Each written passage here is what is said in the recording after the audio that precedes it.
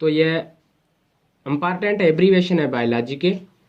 तो जो past lumps के टेस्ट और अदर जो एनटीएस टेस्ट, जो भी टेस्ट है मेडिकल टेस्ट में आए हैं, तो पहला जो एब्रीवेट है वो एटीपी का। तो एटीपी जिसका फुल नेम है एडिनोसाइन ट्राइफॉस्फेट। तो एटीपी जिसका फुल नेम एडिनोसाइन ट्राइफॉस्फेट है और इसे एनर्जी करेंसी भी कहा जाता है। मीन्स जो हमारे जिस्म में, हमारे बॉडी में एटीपी की फॉर्म में एनर्जी स्टोर होती है, तो इसे एनर्जी करेंसी भी कहा जाता है। और एटीपी एक मोनोन्यूक्लियोटाइड है। मीन्स एडिनोसाइन ट्राइफॉस्फेट, इसमें 3 फास्फेट होते हैं और ये एक मोनोन्यूक्लियोटाइड है। मीन्स सिंगल न्यूक्लियोटाइड है जिसमें एक न्यूक्लियोटाइड होता है, तो ये एटीपी। उसके बाद है एडीपी। तो एडीपी भी मोनोन्यूक्लियोटाइड है और इसका जो फुल नेम है वो एडिनोसाइन डाइफॉस्फेट है। तो ये एडिनोसाइन डाइफॉस्फेट है। और जब एटीपी को हम यूज़ करते हैं तो एक फास्फेट मालिक्यूल, एक फास्फेट यहाँ से जो है रिमूव होता है और हमें जो है एनर्जी प्रोड्यूस करता है। तो एटीपी जिसका फुल नेम एडिनोसाइन डाइफॉस्फेट है, यह भी एक मोनोन्यूक्लियोटाइड है, सिंपल मोनोन्यूक्लियोटाइड है। उसके बाद है डीएनए। तो डीएनए जिसका एब्रीवेशन है D oxy ribo nucleic acid. तो यह D oxy ribo nucleic acid है और यह एक पॉलीन्यूक्लियोटाइड है। एटीपी और एडीपी मोनोन्यूक्लियोटाइड थे और डीएनए एक पॉलीन्यूक्लियोटाइड है। मीन्स मेनी न्यूक्लियोटाइड जब मिलते हैं तो इसे पॉलीन्यूक्लियोटाइड कहा जाता है। तो डीएनए एक पॉलीन्यूक्लियोटाइड है जिसका जो फार्मूला है वो C5H10O4। C5H10O4 मीन्स इसमें 5 कार्बन एटम होते हैं और 10 हाइड्रोजन एटम और 4 जो है वो ऑक्सीजन एटम होते हैं। तो डीएनए और आरएनए में यही जो डिफरेंस है, डीएनए में एक ऑक्सीजन कम होता है तो इसलिए इसे डी ऑक्सी का नाम दिया गया है। मीन्स एक ऑक्सीजन इसमें कम होता है।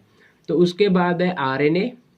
तो आरएनए भी एक पॉलीन्यूक्लियोटाइड में आता है और जिसका फुल नेम है राइबो न्यूक्लिक एसिड, जिसमें 5 कार्बन होते हैं, 10 जो हाइड्रोजन एटम और 5 ऑक्सीजन।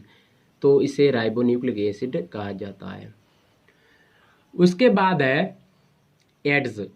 तो ये एड्स जिसका फुल नेम है एक्वायर्ड इम्यून डिफिशिएंसी सिंड्रोम।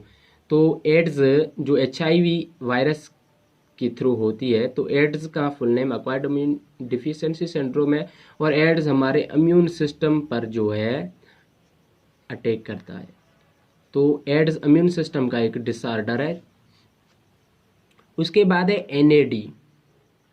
तो एनएडी एक डाइन्यूक्लियोटाइड है। एटीपी और एडीपी मोनोन्यूक्लियोटाइड, डीएनए और आरएनए पॉलीन्यूक्लियोटाइड और एनएडी एक डाइन्यूक्लियोटाइड है जिसका फुल नेम है निक्टोनीमाइन एडीनाइन डाइन्यूक्लियोटाइड। तो ये एक डाइन्यूक्लियोटाइड में आता है। तो जब दो न्यूक्लियोटाइड मिलते हैं तो दो डाइन्यूक्लियोटाइड बनता है, तो एनएडी एक डाइन्यूक्लियोटाइड है।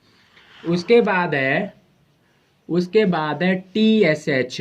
तो टीएसएच एक हार्मोन है तो जिसका फुल नेम है थायराइड सिंड्रोम हार्मोन, जो थायराइड ग्लैंड का हार्मोन है। तो इसका फुल नेम है थायराइड सिंड्रोम हार्मोन और ये थायराइड ग्लैंड का जो एक हार्मोन है। उसके बाद है एफएमएन। तो इसे फ्लाविन मोनोन्यूक्लियोटाइड कहा जाता है। तो ये भी एक मोनोन्यूक्लियोटाइड में आता है। उसके बाद है एचआईवी। तो एचआईवी एक वायरस है जिसका नेम ह्यूमन इम्यूनो वायरस। तो ये हमारे इम्यून सिस्टम पर अटैक करने वाला वायरस है। उसके बाद है आईएए। तो आईएए एक हार्मोन है, प्लांट हार्मोन है, ऑक्सिन। तो प्लांट के 4 जो हार्मोन्स है, पहला है ऑक्सिन, सेकंड में है जिब्रेलियन,